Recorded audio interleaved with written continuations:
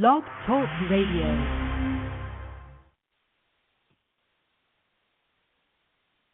My name is Dr. Michael Ryce, and welcome to Mind Shifters Radio.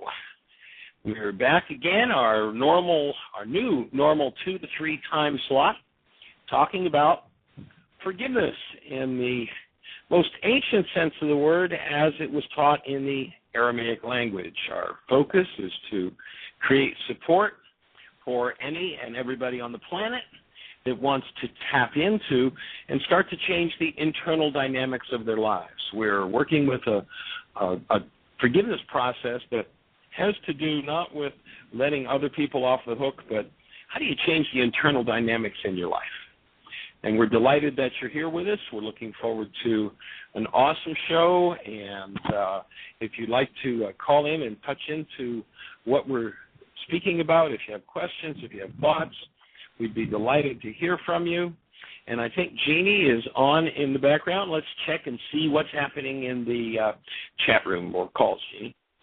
Hi, good morning. We've got several people out there, but right now they're just all listening. The call-in number is 646-200-4169. Give us a call, ask your questions.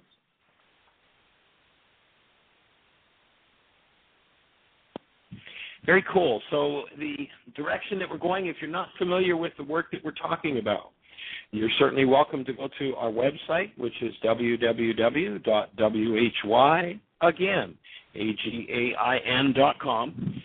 And on our website, you can download a copy of our book free, Why Is This Happening to Me Again? You can download it in several languages, the commitment, worksheets. Jeannie is the webmaster. Acknowledgments to Jeannie for the fabulous job she's done with the website. And you can spend weeks on that website and not find every corner. And around every corner, there's another piece of gold. And our desire is to give away this gold to every mind, heart, and being on the planet. And so we're fortunate to have Carol Guy hosting us to do this radio show so that as we travel, one of the challenges in the past has always been to give support to people once we leave an arena, once we leave an area, because we travel all over the globe. So this way we can talk to you for an hour a day, 5 days a week, and answer questions and give you all the support we possibly can as you engage in the ancient Aramaic work of forgiveness and all the tools that correlate and go along with it. Of course, you can also order DVDs and CDs, and if you're finding yourself benefiting from this work, we're certainly delighted if you'd be interested in donating to support us and keeping this moving forward. You can do that by going to our website, and on the right-hand side, you'll see a little link that says Donate. And when we travel and we teach, our workshops are done free. We'll be doing a free series beginning March the 6th if you're in South Florida. Or if you want to get away from that winter weather up there, come down for a week or so. We'll be starting a 6-day free series March the 6th in Pompano Beach, Florida. We'll be starting with Why Is This Happening to Me Again, and then moving into relationships and communication. And we'll be doing a thing on an introduction to advanced understanding of A Course in Miracles. So we'll be covering a lot of territory in that 6 days. And then the final 2 days, the Saturday and Sunday following March 6th, I believe it's the 12th and 13th, we'll be doing an intensive, a mini intensive, 2 days, looking at stress, looking at breathwork, mind shifters, and still point breathing, purpose. We'll be opening new files and new directions with the work we'll be doing. So if you would like to join us, we'll be at Unity of Pompano. The worksheet is on the flyer, or the flyer is on the website. You're certainly welcome to tap in there as well. All right. One of the things that I would like to say is Terry Bowling is on the air there. So he had asked the other day when we were on the radio about putting the schematics of the human mind with the 3 filters on the website. So Terry, it is out there now, and also we did a Empowered to Heal workshop the other night, and some people were asking about that chart, about how the different emotions and things that are going down and what organs they impact and everything. So that chart is also out there. You can get both of those if you go to download worksheets. But Terry, you're on the air. Hi, Terry. I didn't realize I was on the air. Yeah, well, that is fantastic, and the addition to the chart through the organs, that's very nice too. Thanks, Jeannie. That's awesome. Those are two really great tools that, as I develop my understanding more and more of the work, I can see how that assists me in processing some of the things that come up. And the support of my club is. If you think of any others, please let me know. I'll get them out there. Okay, I'll do it. I was thinking, Michael, today go ahead. I was just going to say there are lots of tools on the website for anybody that wants to tap in. And for anybody that doesn't know Terry, let me introduce him. And I don't know if David's available, but David, if you get a chance to call in.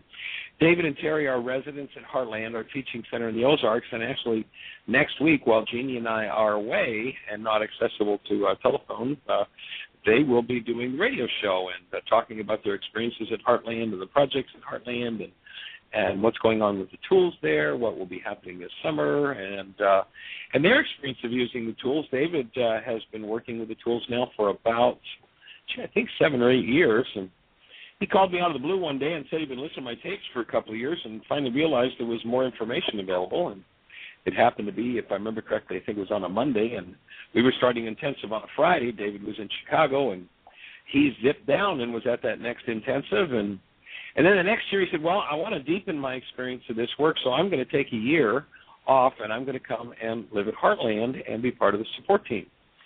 Lo and behold, David was there about 3 weeks and said, I'm not leaving. I'm here. This is it. I'm a lifer. So David is part of our support at Heartland, and Terry's been doing the tools for, I guess, 7 or 8 years now, and he started to show up more and more often. David got him involved in the Building the Brain Cells game, and that drew Terry to Heartland, and he's our resident, our artiste in residence, does some amazing art, and also a contractor who's running projects at Heartland. We're just getting ready in a couple of weeks to put a new roof on one of the buildings. So if anybody wants to come and get some experience of doing that, we're working with experimental Ryce Hall building and developing community that's tapped into the use of these tools. So, Terry, we're glad you're here. Thank you, Michael. Or there, I should say. Pardon me. I should say we're glad you're there. We're here. Yeah. You're there. Yeah. And we're in Florida. We're glad we're here, and we're delighted that you're there supporting us, Terry. Thank you. Thank you. So is there anything in particular on your mind today? Have you figured out the direction that you're going to be taking the show next week? Have you and David talked about that yet? Well, we've talked about it a little bit. We don't have an outline, and we're working on that. We'll have a topic, a general topic, a theme for each day, and then, of course, be open to whatever's up for folks who are calling in and what their questions are, and guide the program through that process. Awesome. So do you have anything on your mind for today? Yes. Chapter 17, I was reading that this morning.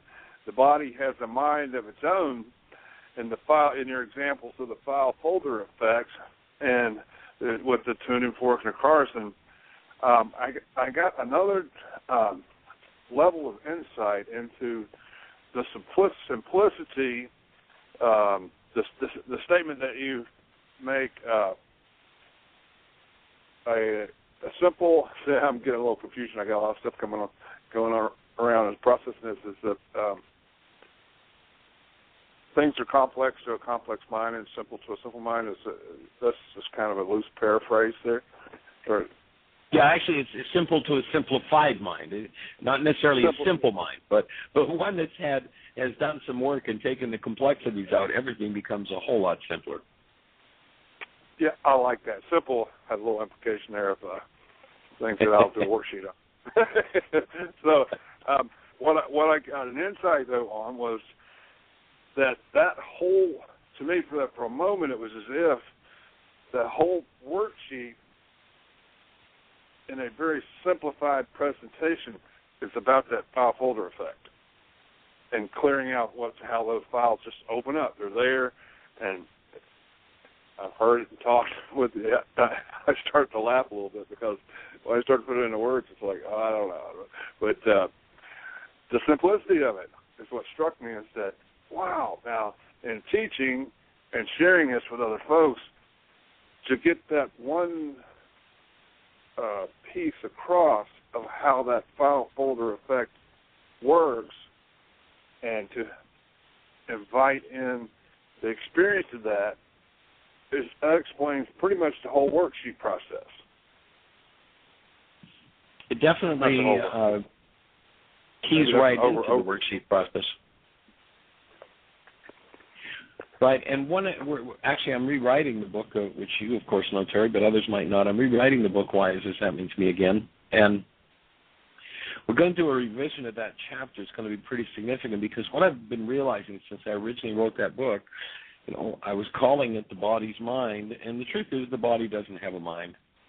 All it is it's a database. It's literally a multi-generational database, and I've been looking for several years for language to reflect that accurately and simply, but what's there is simply 1,000 generations of whatever's happened in our bloodline, and that database is designed to be our servant. It's designed to hold data for us, and when we need it, give it to us. When we don't need it, shut up and stay out of the way. And sadly, because we've created through denial a lot of emotional impact in that database, it oftentimes tends to run us, and oftentimes against our own will and choice. And so to see that really it's simply a massive accumulation of information. It tends to source the pictures and the world that we see. It's not necessary for it to be that way, but for most people that's how it works. And we see the mind's representation of what's happening in the world instead of experiencing directly what's happening in the world. And if you look at the ancient spiritual teachers, the whole idea was to get to the point where we could literally directly experience what was happening in the world, directly experience relationship with each other, rather than through this multi-generational database, which tends to always have its 2 cents to put in. If we go into relationship with someone, and well, I've used the example in the Why Is This Happening to Me Again workshop of the young man who is brought up in a one-room schoolhouse. Mom is his teacher, and Mom is a marker artist. I use markers when I teach the workshop, and so I hold the marker up and ask how many people see a marker, and everybody goes, yeah, I see the marker in your hand, Michael. And I offer, no, you don't. You don't see the marker in my hand. You see an image in your brain, but the image in your brain is not of the marker in my hand. It's your brain's replication of it. They go on to point out how this young man goes from kindergarten to grade 8 with Mom, who's his teacher and an awesome artist, and they have this wonderful, loving relationship. And, almost every day he's there after school playing and working with art with Mom as she's, doing things she needs to handle. And now here he is at the age of 50. He is a world-renowned marker artist. And then we have a second young man who, kindergarten, grade 8, similar situation, except Mom isn't very kind, and she happens to be a good shot. And every time he steps out of line, kindergarten, grade 1, grade 2, grade 3, grade 4, every time he turns his head the wrong way, she fires a marker at it. And on a couple of occasions, he turns at the wrong moment and gets a marker in the eye and ends up in the hospital. Now, we say those two young men see a marker 20, 30, 40, 50, 60 years later, but they're not seeing the same marker. Each mind produces a different image. Each mind produces a different experience. And if we think that when the mind is giving us an image of a marker, that we're experiencing the marker that's out there in the world, we're mistaken. We're experiencing a projection from the content of this multi-generational database. If the content contains wonderful, happy, healthy, is grand, then we have a healthy, happy, wonderful experience of whatever we're looking at. Now, of course, many people say, well, okay, so a marker, so what? Who cares? Well, let's shift it into relationship. If you have a relationship, say, for instance, with someone of the opposite sex, and your parental figure, your power person, was kind of gruff and mean, or maybe abusive, verbally, emotionally, physically, sexually, all that content is used in forming your brain's picture of others.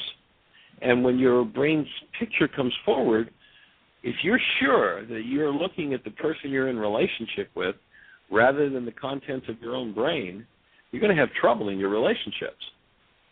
Once you realize that what you're looking at is your brain's image, then there's an indicator that will tell you whether you're actually experiencing that other person or whether you're experiencing what's going on in your body's multi-generational database from the past. And the indicator is, if there's hostility or fear, it's because stored somewhere in the cellular structure is hostility or fear resonated by that person, just like the marker resonates the fear of the kid who used to get them shot at his head all the time, just like the kid who has wonderful memories of mom and markers. Each of them experiences a totally, completely different marker. And continuously we have totally, completely different experiences until we clean out the database, put it on neutral, and then in doing so develop the actual spiritual faculties with which to go directly to an experience in the world instead of experiencing it through the content of our mind. Then we're stepping into actual life. And our work is about supporting people and being able to do that so that we can really, truly experience each other as we are rather than through our multi-generational database, which for most people has a little craziness in it. And as we started out with the idea, if there are a lot of complexities in there, if there was intellectual curiosity and complexity and, big stories that went along with everything, then the mind makes anything and everything complex. If it's simplified, once you move the complexity out, all of a sudden, it really becomes pretty simple.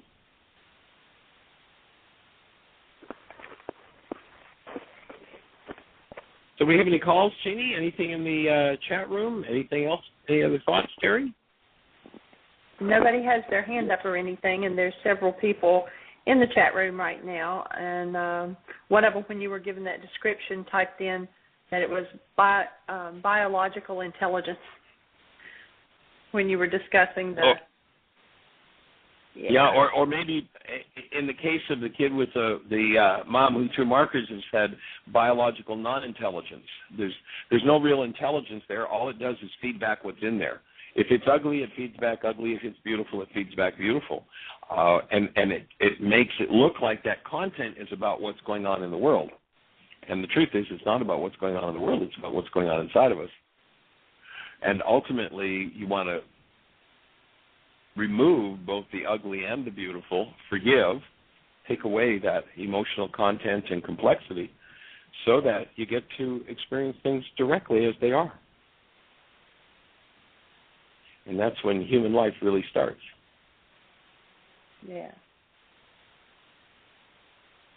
So, Terry, are you still with us? Has David has been able to show up? David is not on. No? Okay. Cool. Yep. I'm still here.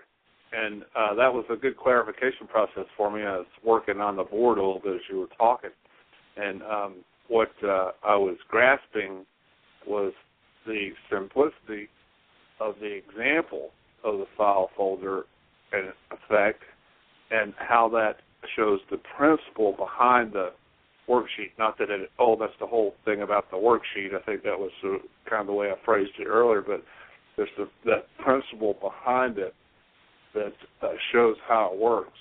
And I've got a little deeper understanding, a bigger understanding, a better understanding, a clearer understanding of the principle behind that file folder effect and how that is the driver to the worksheet.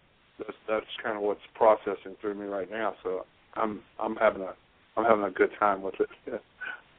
Awesome. Fabulous.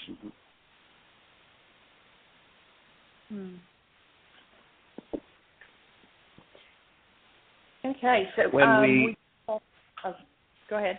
Go ahead, Jeannie. I was just going to say we had Patrick in the chat room ask that we also put out on the website the correspondence that you did where you compared the forgiveness work that we do with the 12-step.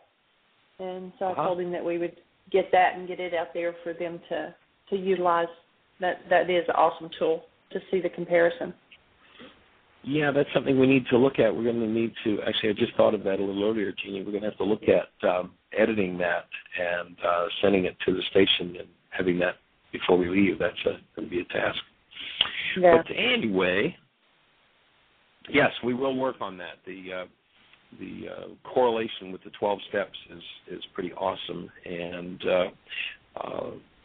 gives an opportunity in particular to take that forgiveness process deeper inside. A lot of times when we're taking an inventory, as we tie in with what we're talking about here now, we're taking an inventory based on what's in this database. And we tend to do it through projection. And when we're doing a projected inventory, we're really not at depth. And one of the things the reality management worksheet assists one in doing is to get to a totally, completely different level of the mind to look at and inventory the content that's there and move to the place where that content is no longer in control. Most people, in the ancient world, they would say that many people are masters bound by the servants in their own temples, their own household. And what we're looking to do is to restore each master to their rightful place. That is, to be in charge of your temple, its database, its information, its realities, and have it obeying and following your instructions rather than running you. And so it creates a whole different dynamic when we step to that place.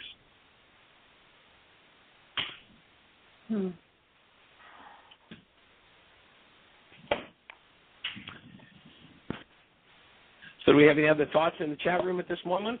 Shall we open another topic? Where do we want to go, folks? I say go with another topic. We're still clear. There's about 20 people out there listening, but nobody's talking. All right. Well, we're glad you're with us, all of you from wherever you are from. And this work of forgiveness is so powerful at allowing us to look at what's under the surface. And the core of what we're doing comes out of the ancient Aramaic, as we've said before, and to recognize the depth of understanding that they had thousands of years ago in the Aramaic language is absolutely awesome. And the language carries meanings that in our culture, we think we're so enlightened in our culture, we still haven't even started to figure out yet. And in the Aramaic language, and of course, one of the interesting things is we don't know what we don't know yet. For those who might not be aware of it, I'm the director of a foundation that's translating a copy of the oldest known New Testament in Aramaic into English. And in Aramaic, the New Testament is a physics dissertation. It's not a theological dissertation. It's about physics, it's about physiology, it's about psychology and how the world works and what your part is in it and how to take charge of and move through it in the most efficient ways possible by understanding how the whole energy system works. And we're actually looking to and in the process of working toward creating a team to carry the translation work that we've been doing on to the next level. Because at this stage, we don't know what we don't know. For almost 2,000 years in the Western world, there was no knowledge that there was such a thing as the unconscious. It's been in the Aramaic for thousands of years, and of course, they credit Freud with discovering it. Freud didn't discover it. It was well known long before Freud showed up. And we don't know what else is going to show up as we develop the brain cells and the understanding of what this whole process of life is about, what the ancients understood and what we can learn from them. So far, it's absolutely awesome to be able to get to where you really start to see what it is they were talking about. And there's an interesting piece in the puzzle, and this one is such a key when you have the brain cells for it.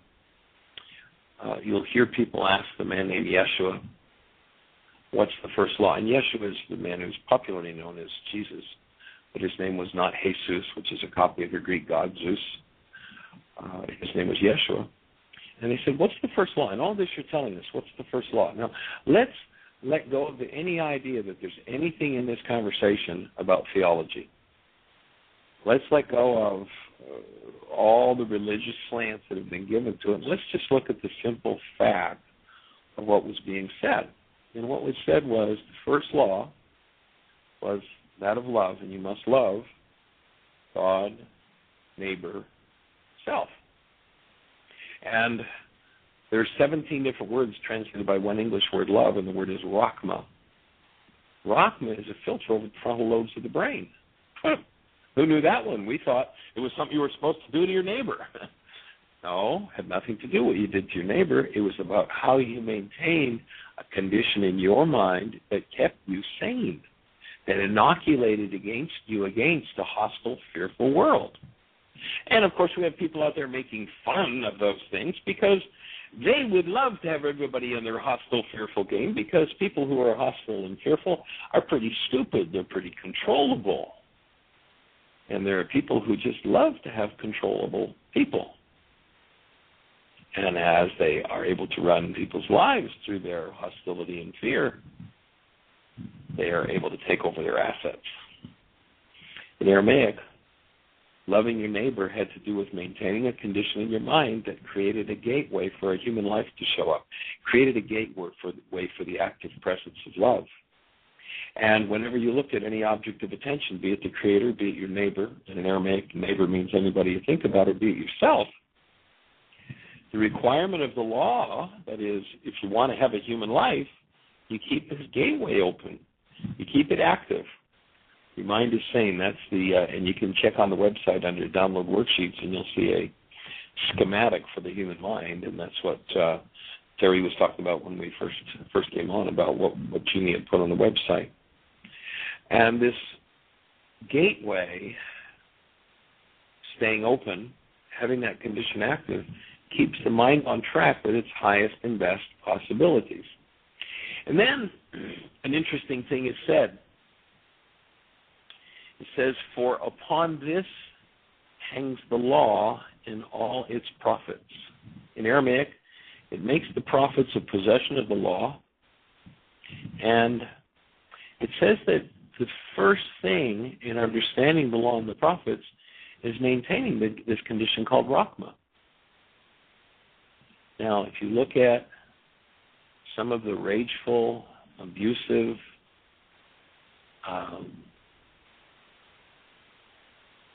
tragic attitudes of people who have trouble maintaining love in their minds, would rather rage at people, would rather rail on people, and they do. These people interpret the words of the man who said, the first condition for understanding my words is you've got to have love in your mind. And so I support people in questioning deeply any words that you've ever heard spoken by someone who, when the slightest thing goes wrong, the slightest thing is out of place in their lives, moves into hostility or fear because they're not meeting the condition required to understand that teaching. And they've made up all sorts of things that simply aren't based in love, simply don't have anything to do with the truth. And so as you recognize this, maintaining the condition of rachma, maintaining the condition of love, and recognizing that if hostility or fear comes up in you, now your mind will tell you somebody else has a problem, but the truth is, if hostility or fear comes up in you, you have a problem. And that's kind of the basic thesis of our work. So if I'm in hostility or fear, I have a problem. I need to be about forgiving. I need to remove my hostility or fear to get back to a sane mind. And so we invite everyone who would be in any form of hostility or fear to start to question the output of their minds. And most people don't question the output of their minds when they're in hostility or fear. They're absolutely sure that what is going on in their multi-generational database, and they call it thinking, it's got nothing to do with thinking at all, they're absolutely sure that what's going on in their multi-generational database is absolutely true about somebody else. And, they have to make up their minds whether they should puke on them or not. if you're going through that kind of a process, don't believe that you know what the law and the prophets said, because you just missed the first piece. And, if you don't have the protocol, a couple of years ago, Jeannie and I were out west, and we rented a car, and this car was a hybrid, and we had a great time. And the next time we had to rent a car was a few weeks later, and we rented another hybrid. And the guy said, "Oh, do you know how this works?" And I said, "Oh, yeah, we had one just a few weeks ago. We're fine." So we go out from the airport and jump in the car. And, the key you don't have to have in the ignition. Of course, many cars are starting to do that, but hybrids, I think, were one of the first to do that. And so I got in the car, and as with the one previously, all I needed to do was have the key in my pocket. I pushed the button, and nothing happened. Gee, that's strange. I pushed the button, and nothing happened. I pushed the button, and nothing happened. And we started looking around, and I'm getting ready to go back in and ask for instructions, because I don't know the protocol for driving this car. I realize I don't know the protocol. And if I don't know the protocol, I can't drive the car. Well, Jeannie, fortunately, is looking around the dash with me, and she spies this little opening that's about the size of the key that they gave us. And so I poked my finger in the opening to see if there's a button in there. There's no button. And then we realized it's the size of the key. And, well, let's try that. And so we push it in, and darn, it fits, but the car still won't start. I don't know the protocol for starting the car. Finally, I remember that with the previous car, I had to have my foot on the brake when I put it in, or actually when I would push the start button.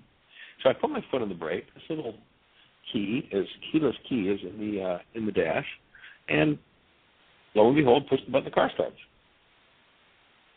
Now, I could have sat there for 1,000 years, and if I didn't know the protocol, I wouldn't have driven a mile. Yeshua had a protocol for understanding his work. Any word spoken out of a hostile or fearful mind is not true about his teachings. And so many people out there have been abused by those who've interpreted through hostility and fear something they had absolutely no business interpreting, making up stories, making up things that have nothing to do with truth. And then, with fear and trembling, terrifying people into believing it. If you got terrified in there, you don't have the truth about that teachings of that man or the teachings of the Scriptures. And if you've got somebody who's done abuse around it, you're not dealing with a representative of those teachings. You're dealing with something else.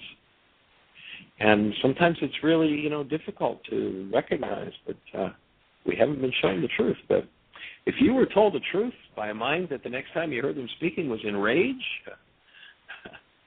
you weren't listening to the truth. And as you recognize that, you start to move back to a love-based mind. This work, what we're looking to do with this work is to convert every mind, heart, and being on the planet.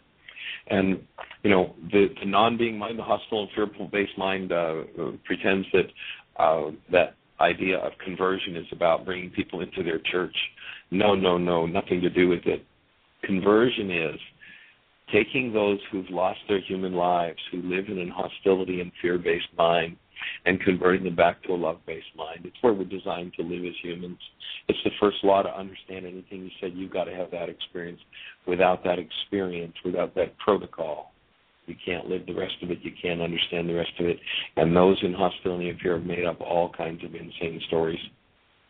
So we're here to rectify some of those stories, to clarify them in ourselves, and to work through individually and collectively what we need to work through to get back to living 24/7, 365 in a love-based mind. What an awesome place to be. And people say, well, but I could never do that because look what Harry just did. Look what Charlie just did. Excuse me. I don't care what Harry just did. I don't care what Charlie just did. Got nothing to do with the state of your mind. Well, yeah, but they made me. Well, no, that's a lie. They didn't make you do anything. They didn't make you feel anything. If you had a feeling in there, they could sure bring it up. They could sure resonate it for you. They could get it moving and going in you. But what was going in you was yours. It wasn't Harry's or Charlie's. And on that turns everything, because we live in a culture that's got everybody else to blame for what's going on in everybody else's life. You know, they made me mad, they made me sad, they made me afraid. Nobody can make you anything that isn't in you, and if it's based in hostility or fear, then it's time to get rid of it. We're here to support you in learning and to support ourselves. You know, we're all in this boat together. I don't know anybody that's perfect or complete. But to support us in moving forward as actual human beings, the active presence of love moving forward in the world and removing everything, to remove the very capacity to even produce in your physiology any form of hostility or fear is where we ultimately want to go. Not an easy mark to hit, but it's possible. So did that stimulate any conversation in the chat room, sweetie? Yeah, some of the conversation was going on about that, you know, out of the different filters and everything, that love was definitely the best option in relationships. And I said, well, it's the best option, too, when someone's out to get you. You mentioned last night in the workshop that when you're in fear, that actually your peripheral vision is narrowed, and that you really want to have love conscious so that you've got a full view of what's going on to protect yourself. So I thought that was a cool point. But there was a couple of questions came out of the chat room, and one of them was, can you discuss a little bit about the 9-bit mind? And somebody else said, is that the 9-bit 2.0 or 3.0? But then they also wanted you to elaborate a little bit and talk about the importance of prayer versus meditation. What's the difference there? And the importance of it on a daily basis. So you've got two things there, the 9-bit mind and then the difference between prayer and meditation. Okay. Well, there's some Harvard research, and I've just coined the term the 9-bit mind to represent the data that came out of that Harvard research, where what they told us is that in doing measurements in the laboratory in a time frame where 10,000 brain cells fire, that in that 10,000 brain cells firing, the mind selects a maximum of 9 bits of data to build the world you see, to build the pictures that you see. You have an analog converter in your mind that takes an energetic digital world and turns it into pictures, and the pictures are always an outpicturing of what's on the inside. And so the max amount of data that can get into our conscious awareness, according to that research, is 9 bits out of 10,000. And it's been estimated that in the same time frame, we've got approximately 20 trillion bits of data potentially available in the actual world. So here we stand around looking at 9 bits of data at a 20 trillion bit world, and we think we know what's going on out there. And the truth is, what you always know is what's going on inside of you. If you're in denial and dissociation of what's going on inside of you, then you project it into your brain's image of someone else. They show up in your mind with your 9 bits attached, and you think that what you're experiencing is them with the problem. But the feeling that you're experiencing comes from the content of your own multi-generational database, and if there's hostility or fear in it, then better collapse that projection. And the forgiveness process is how you collapse that projection. By the way, if you are not familiar with the forgiveness worksheet, the reality management worksheet, if you go to www.whyagain.com, there's a link to Holistic Lifestyles Radio. And on Tuesday's show, we had a young lady named Pamela who was brave enough to volunteer to come online with us. And she we walked her through the whole worksheet process. So there's step 1 all the way through to step 7 with an explanation. Now, it's brief, but it covers the whole process of forgiveness from the Aramaic. So you can go to our website and click on the link to Holistic Lifestyles Radio. And I'm not sure, how have you got that link tagged, honey? Has it got the worksheet name on it on our website? The one with Pam, if you go to it, I've got it marked that it's WWNN, and I actually say that it is walking through a worksheet with Pamela Gregory. Cool. And that's the link that goes through the Holistic Lifestyles Radio? Actually, they have not given me their download link yet. I wrote them an email this morning asking them. So for right now, you can go through their link to listen to the show, but they have not given me a link to a download yet. So right now the archives are strictly off of our website. As soon as I hear back from him, I will have it rerouted so that it does go through them, because that will give them more coverage that, people are linking on. It will benefit them. It will benefit us too. So But until I get that, the only place right now you can get it is off of our website. Okay, cool. But anyway, you can click on there and get a copy of the link, or you could go to holisticlifestylesradio.com and do a search for Michael Ryce and Forgiveness Radio. They don't have it out there yet, sweetie. Oh, it's not? Oh, at all? Okay. All right, well, I'll give John a call. I didn't know that. I'll give John a call and ask him what we need to do to get that handled, because he wanted us to make sure we click through to their site so they know what's happening with the show. This was our first show on Holistic Lifestyles Radio, and we acknowledge and thank John Hollis for inviting us to be a host on his show. And every Tuesday we do a concurrent show with this one. There won't be call-ins on that Tuesday show because it's on a 50,000-watt radio station, and due to liability issues, we won't be taking call-ins that go out over the air.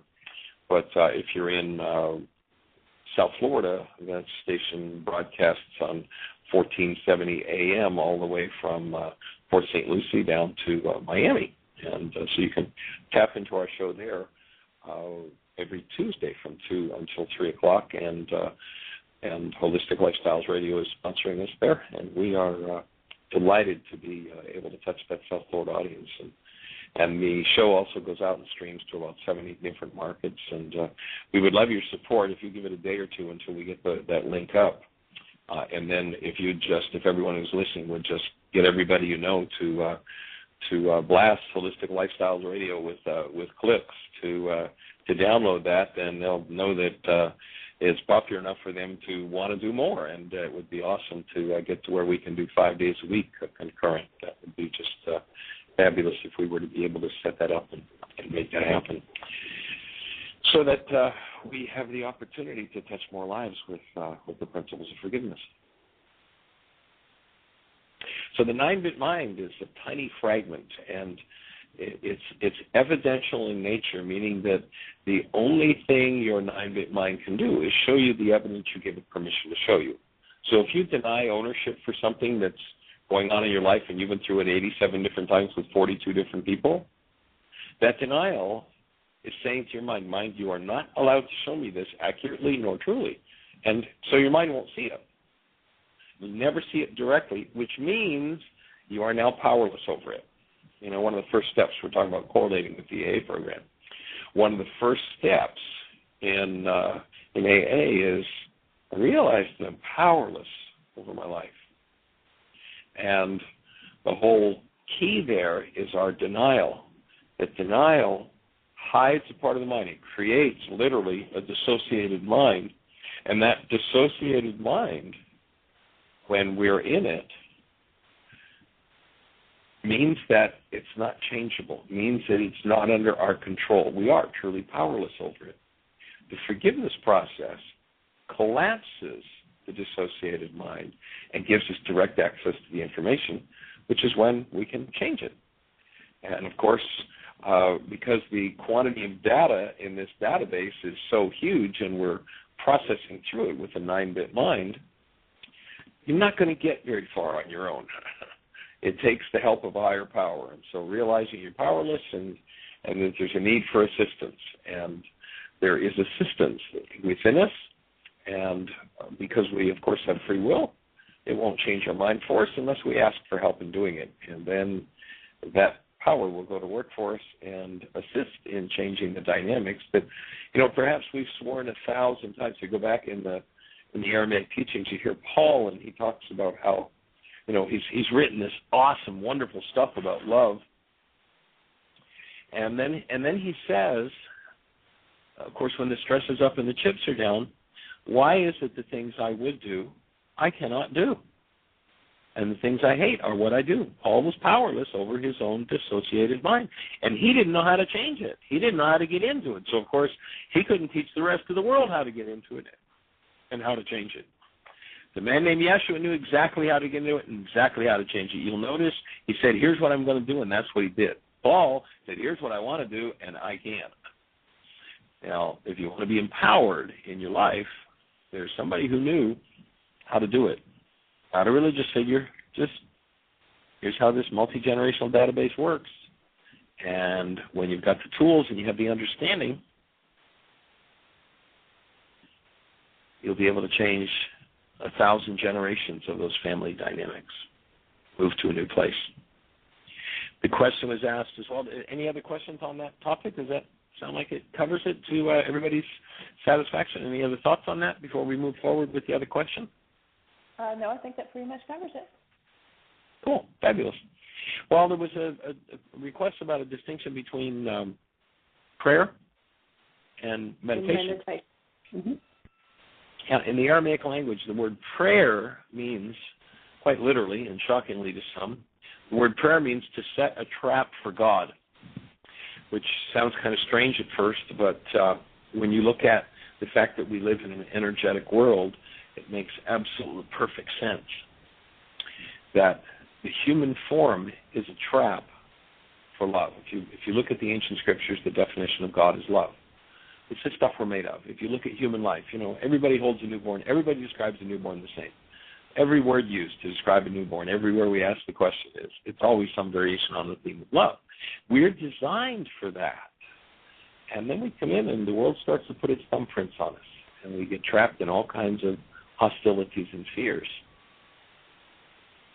And we stop serving our function, our purpose, as the place where love shows up in the world. When you think of, from a physics point of view, to set a trap for love, for God, if you watch television and, you maybe don't have an antenna on your roof anymore, but there was a time when you had an antenna on the roof, and the antenna had to be the right shape antenna. You couldn't live in Buffalo, New York, and bring it down to Fort Lauderdale and expect to get very good reception on any station, because the antenna in Buffalo, New York had to be a certain shape to pick up the frequency. Shape determines frequency. Had to be a certain shape to pick up the frequencies of channel 7, channel 5, whatever stations were there. Down here, they're different frequencies, so it takes a different style of antenna. And then the antenna has to be oriented properly. If it's oriented properly and it's the right style of antenna, that antenna becomes a perfect trap for channel 4. And so you get a beautiful, clear picture and sound when the trap is oriented properly. We are designed. Human form is designed to be a place where the active presence of love shows up in the world. Our structure is an antenna to bring that into the world. If you doubt that, just hold a newborn for 30 seconds and then tell me you still doubt it. And, of course, we get all kinds of philosophers who've done all kinds of mental masturbation about, human life is this, and human life is that, and then it's a piece of protoplasm, and you're no different than a cow out in the field. You're just a chunk of protoplasm that happened to evolve in a different way. Excuse me. Baloney. Just not true. If you have any question, hold a newborn and then tell me about it. You will know what the active presence of love is. And you will know what human life is. And you were designed for that human life. And the world came along, sadly, in a lot of cases, in churches, and put that hostility and fear into you. To me, that's one of the vilest and most violent things that's ever been done to a child.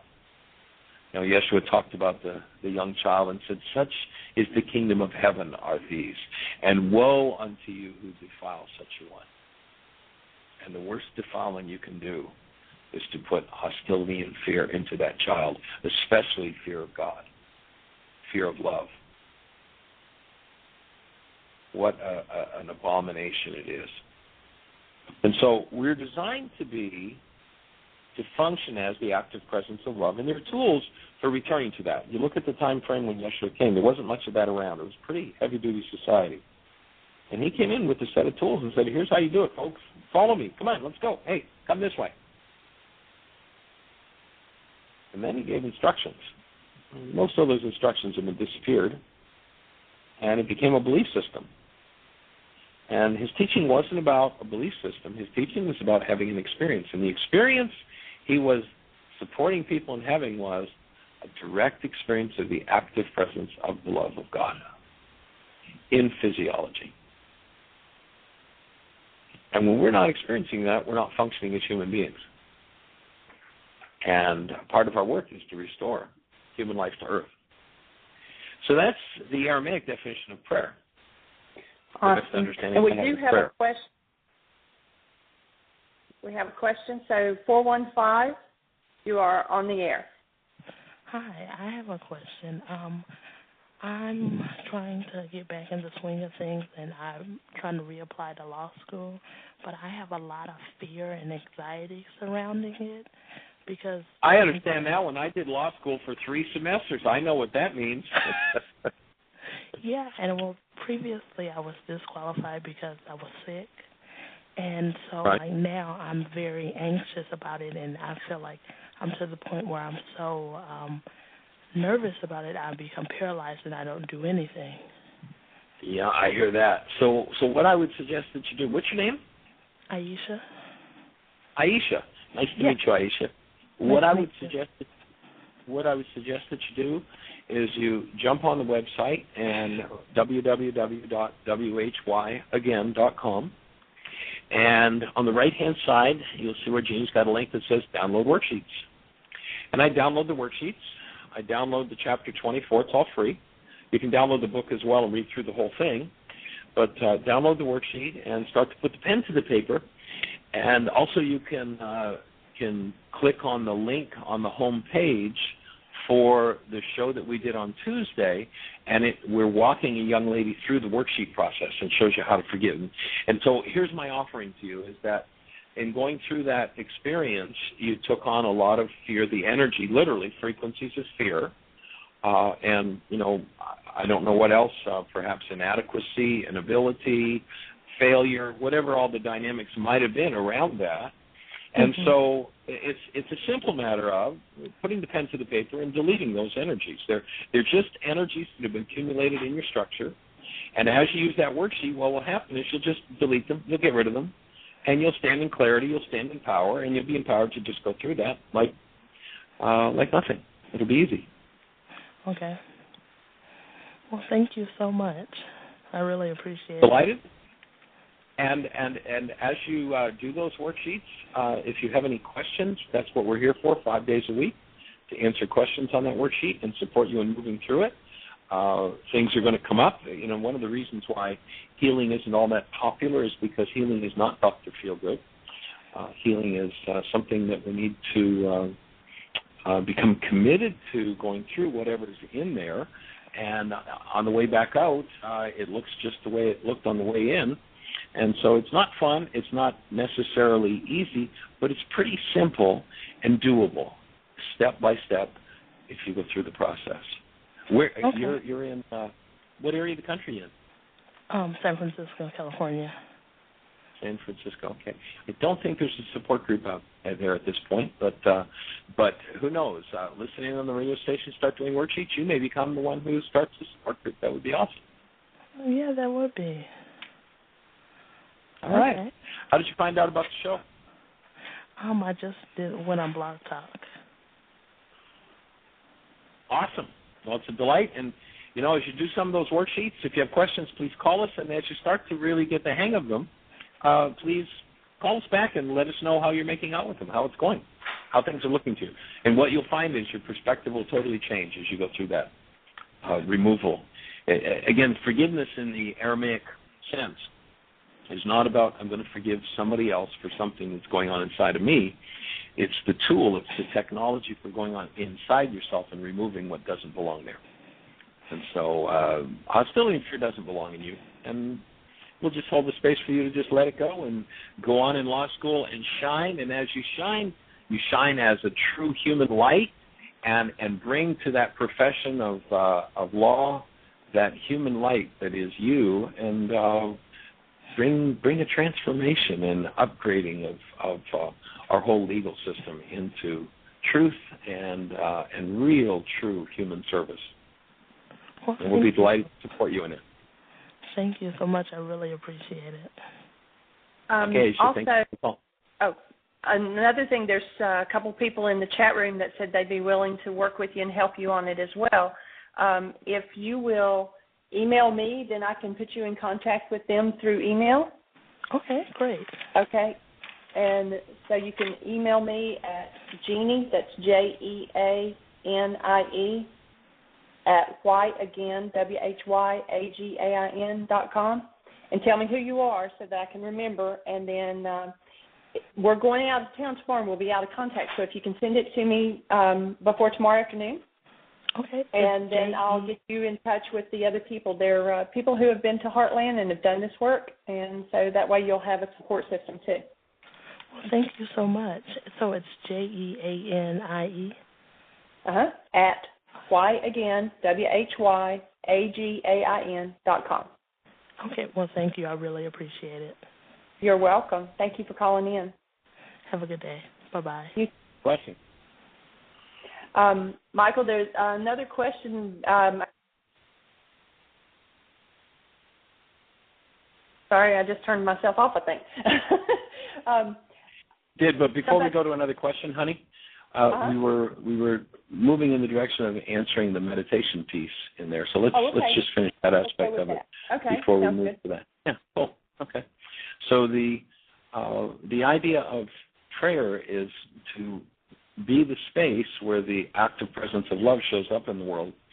Meditation, I believe, properly used, is a way to move into direct contact, to still and quiet the mind so that you can be out of your mind and be in direct relationship with that love instead of filtering it through whatever dynamics are happening in that multi-generational database that we spoke about.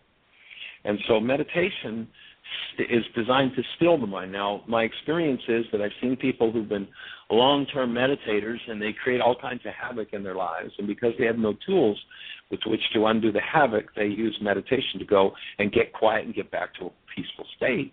And then they go create more havoc, and then they use it, and they kind of use meditation as a drug. What I suggest is that you use forgiveness first to clear the garbage out, and then use meditation to go to that spontaneous connected space. You know, there's some interesting research in a book by Joseph Chilton Pierce, and I'm not sure, it's been several years since I looked at it, but it's either in his book Magical Child or Magical Child Matures, both awesome books. And what he recounts is the common link that they found in research with brilliant, happy children. And the common link with brilliant, happy children is that they all had plenty of blank staring time as kids. You know, the thing where we weren't allowed to do it. When you sat in school and you were blank staring time, you were looking out the window, you were called daydreaming. Well, no, that's spontaneous meditation. That's connecting directly to the mind of God. This culture doesn't want you doing that. That's why we got to rap across the knuckles with a ruler and say, get back to work. We have things for you to learn. We want you to be a good commercial servant. We don't want you to be in a relationship with love because you're not much use that way. And so meditation is that spontaneous connecting to that love and allowing yourself to be flushed by that love and achieving a true human life, which is one where there is the experience 24/7, 365 of the active presence of love. So you have another question, sweetie? Well, we're less than a minute away, so I'm not sure we can cover it, but they had looked at the filters and they saw the Rockman and the Cuba and wanted to know the difference between those two. We can cover that very quickly. Rockma is a filter over intentions. Cuba is a filter over perception. Rockma allows the mind to only pass intentions that are keyed to love to be used in the mind. Cuba, over perception, allows only perceptions keyed to love to pass, to be used in forming your perception. And so those two filters together were called perfect love. And you remember they said perfect love casts out fear. When we have that condition called perfect love, in that state of perfect love, the mind cannot generate a fear-based reality. And that was the ultimate goal of the work from day one. That's the ultimate goal of what we want to support every mind, heart, and being on the planet having. The absolute active presence of love 24/7, 365. And if you're in South Florida, come and join us for a free series of workshops that will start on March the 6th. We'll be doing 6 days of free workshops at Unity in Pompano. And then that following weekend, the 13th and 14th, we'll do a 2-day mini intensive here in Fort Lauderdale. The 12th and 13th. The 12th and 13th. Okay.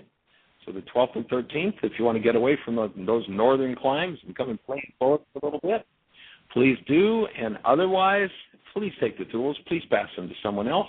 Let somebody else know about the radio show and have the best year yet of your eternal life.